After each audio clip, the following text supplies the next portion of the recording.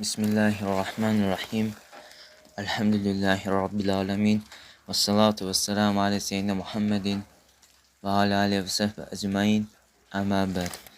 Esselamu aleyküm ve rahmetullah ve berekatuhu. Mərhəməti və rəhimli Allahın adı ilə bütün həmd və tərif aləmlərin Rəbbi Allahadır. Onun qulu və elçisi olan Muhammedə və onun ailəsinə və sahabələrinə Allahın salavatı və salamı olsun. İnsanların eyiblərini açmaq, İnsanların eyibləri ilə məşğul olmaq pis və qınanılan bir əməldir.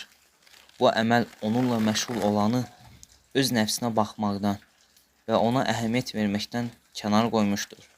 Bəzi hikmət sahibləri demişdir: kim insanların eyiblərinə baxarsa, öz nəfsi üçün kor olar.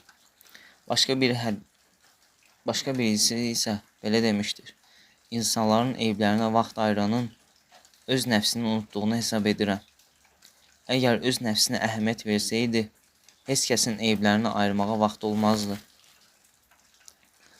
Və eləcə də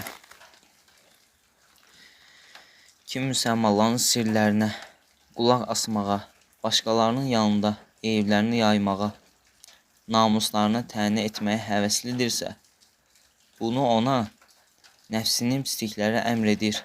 Qardaşlarına qarşı həsədi, nifrəti onu kör etmiş və öz nəfsini unutturmuşdur.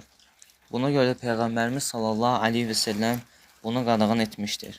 İbn Ömərdən radiyallahu anhuna gələn hədisdə Rasulullah sallallahu aleyhi və səlləm minbərə çıxıb uca səslə belə dedi: ey dilləri ilə İslam'a girən, iman isə qəlblərinə girməyənlər, müsəlmanlara əziyyət verməyin, onları ifşa etməyin, eyiblərini axtarmayın. Çünki kim insanların eyiblərini üzə çıxararsa, öz evinin içində olsa belə, Allah onun eyiblərini üzə çıxarar. Məgər insan özü dərk etmirmi ki, başqalarının eyibləri ilə məşğul olmaq, onu öz nəfsinin eyiblərini və pisliklərini bilməkdən məhrum edəcək.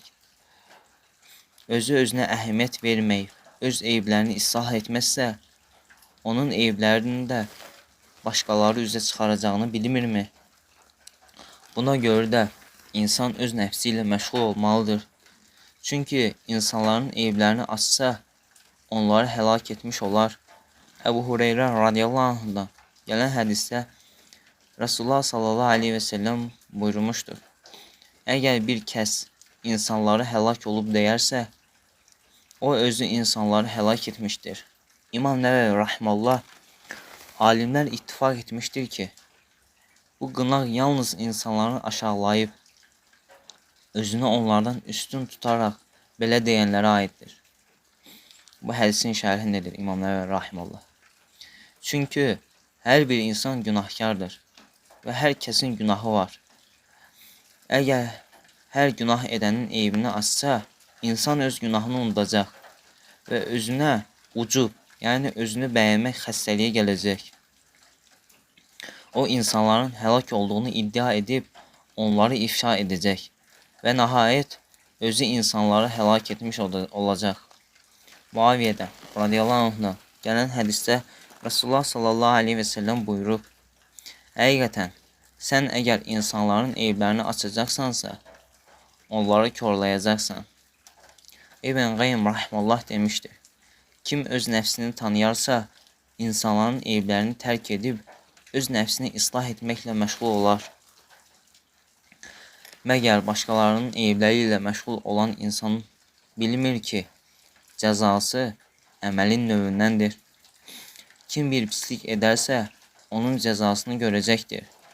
Bilmir ki, kim müsəlman qardaşının eyiblərini üzə çıxarmağa səy göstərərsə, Allah onun eyiblərini üzə çıxarar. Və kim bir qardaşının eyiblərini örtərsə, Allah da onun eyiblərini dünya və axirətdə örtər.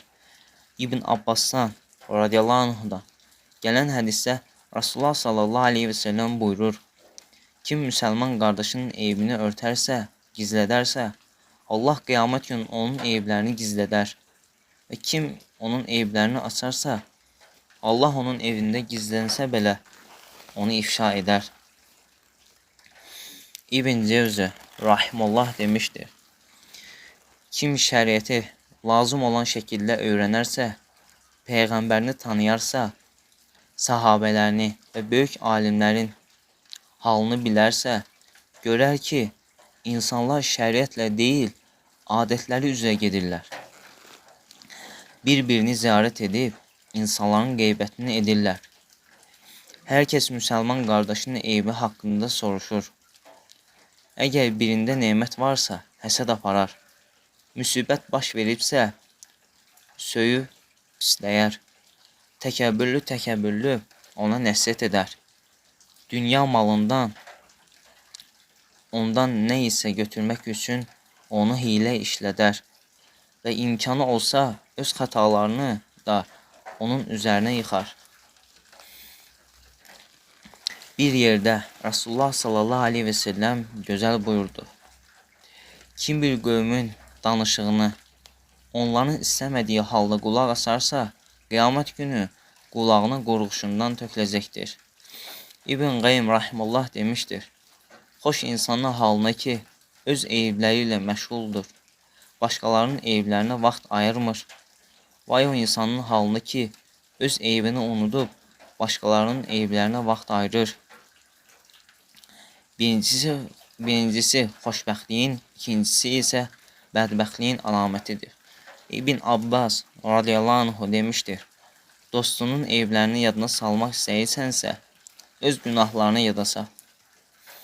Uca səslə nəsihət etmək və ya insanların yanında nəsihət etmək də, əgər tutarlı bir səbəb yoxdursa, nəsihət yox, qardaşın eybini açmaq, onu ifşa etmək sayılır. İmam Şafi rahimallah demişdir. Kim bir qardaşına gizlində nəsihət edərsə, bu nəsihət də bərbəzəkdir.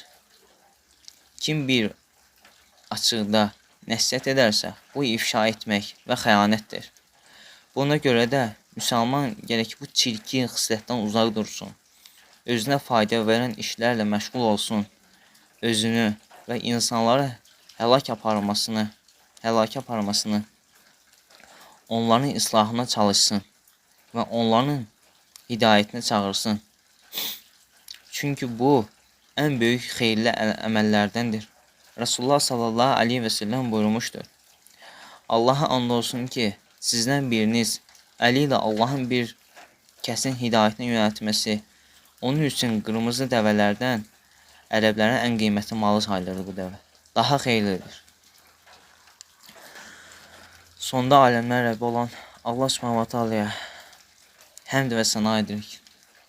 Sözlərində gözəllik, doğruluq varsa, Allah subhanahu wa ta'alanın dininin gözəlliyindəndir. Əksikliklər varsa, naqisliklər varsa öz nəfsindəndir. Öz nəfsimə də sizlərə də Allah subhanahu wa ta'alanın haqqı ilə qorxmağı bildirir. Esselamu aleykum və rəhmətullah və bərəkatuhu.